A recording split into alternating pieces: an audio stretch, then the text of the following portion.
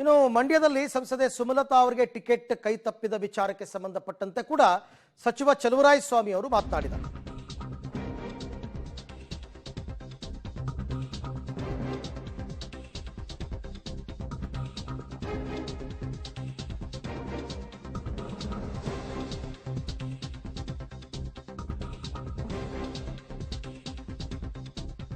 ಸುಮಲತಾ ಜೆಡಿಎಸ್ಗೆ ಮಂಡ್ಯ ಟಿಕೆಟ್ ಅನ್ನ ಬಿಟ್ಟುಕೊಟ್ಟಿದ್ದಾರೆ. ಜೆಡಿಎಸ್ ಯಾರನ್ನು ಬೇಕಾದರೂ ಅಭ್ಯರ್ಥಿ ಮಾಡಿಕೊಳ್ಳಿ, ಸುಮಲತಾ ನಿಲುವು ಏನಾಗುತ್ತೆ ಅಂತ ನನಗೆ ಗೊತ್ತಿಲ್ಲ. ಸುಮಲತಾ ನಮ್ಮ ನಡುವೆ ರಾಜಕೀಯ ಚರ್ಚೆನೇ ಆಗಿಲ್ಲ, ಆದರೆ ವೈಯಕ್ತಿಕವಾಗಿ ನಾನು ಮತ್ತು ಸುಮಲತಾ ಎಲ್ಲ ಚೆನ್ನಾಗಿದ್ದೀವಿ ಅಂತ ಮಂಡ್ಯದಲ್ಲಿ ಚಲುವರಾಯಸ್ವಾಮಿ ಹೇಳಿಕೆ. ಅಂದರೆ ಮುಂದಿನ ದಿನಗಳಲ್ಲಿ ಅವರೇನಾದರೂ ನಮಗೆ ಬೆಂಬಲ ಕೊಡಬಹುದು ಅನ್ನೋ ರೀತಿಯಲ್ಲಿ ಮಾತನಾಡಿದ್ದಾರೆ. ಅವರು ನಮಗೆ ಅಂಬರೀಷ್ ಕಾಲದಿಂದನೂ ಭಾಳ ಆ ಕುಟುಂಬಕ್ಕೂ ನಮಗೂ ಆತ್ಮೀಯತೆ ಇದೆ, ಚೆನ್ನಾಗಿದ್ದೀವಿ. ನಾನು ಅಂಬರೀಷ್ ಸ್ನೇಹ ನಿಮಗೆ ಗೊತ್ತಿದೆ.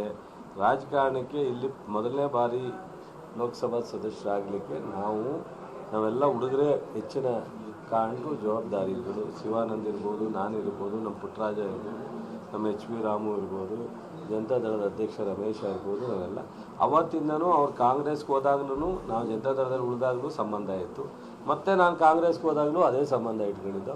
ನಾವಿಬ್ಬರು ಎದುರುಗಡೆ ನಿಂತ್ಕೊಂಡಾಗಲೂ ಅದೇ ವಿಶ್ವಾಸ ಇತ್ತು. ಹಾಗಾಗಿ ಅಂಬರೀಷ್ ಅವರ ಶ್ರೀಮತಿ ಸುಮಲತಾ ಅವ್ರ ಜೊತೆ ನಾವು ಒಂದು ಕುಟುಂಬದ ರೀತಿ ಸಂಬಂಧ ಇದೆ. ರಾಜಕಾರಣ ಸಂದರ್ಭಗಳು ಏನೇನಾಗ್ತವೆ ಅಂತ ಒಂದೊಂದು ಸಾರಿ ಹೇಳೋಕ್ಕಾಗಲ್ಲ. ವೈಯಕ್ತಿಕವಾದಂಥ ವಿಶ್ವಾಸ ಸಂಬಂಧದ ಬಗ್ಗೆ ಯಾವುದೇ ಥರದ ಡಿಫರೆನ್ಸ್ ಇಲ್ಲ. ಸೊ ಅವರು ಇವಾಗ BJPನಲ್ಲಿ ನಾನು ಕ್ಯಾಂಡಿಡೇಟ್ ಆಗೇಬೇಕು ಅಂತೇಳಿ ಫೈಟ್ ಮಾಡ್ತಾ ಇರ್ತಕ್ಕಂಥ ಸತ್ಯ ನಿಮಗೂ ಗೊತ್ತಿದೆ. ಇನ್ನೂ ಜನತಾದಳಕ್ಕೆ ಬಿಟ್ಟುಕೊಟ್ಟಿದ್ದೀವಿ ಅಂತೇಳಿ ನಿನ್ನೆ ಘೋಷಣೆ ಆಗಿದೆ. ಈಗ ಜನತಾದಳದಲ್ಲೇ ಕ್ಯಾಂಡಿಡೇಟ್ನ ಘೋಷಣೆ ಮಾಡ್ತಕ್ಕಂಥದ್ದು. ಈ ನಿನ್ನೆವರೆಗೂ ಅವರು BJPಗೆ ಸೇರುತ್ತಾ, ಸುಮಲತವ್ರಿಗೆ ಕೊಡ್ತಾರಾ ಅಥವಾ ಜನತಾದಳಕ್ಕೆ ಬಿಟ್ಕೊಡ್ತಾರಾ ಅನ್ನೋ ಒಂದು ಆತಂಕ ಇತ್ತು.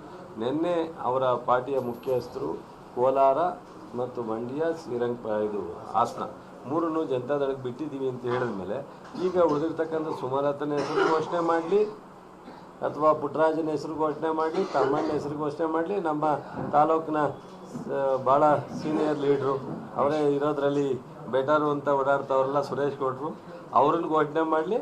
ಸೊ ಕುಮಾರಸ್ವಾಮಿಯವರು ಮತ್ತು ದೇವೇಗೌಡರೇ ಘೋಷಣೆ ಮಾಡಬೇಕಾಗಿದೆ.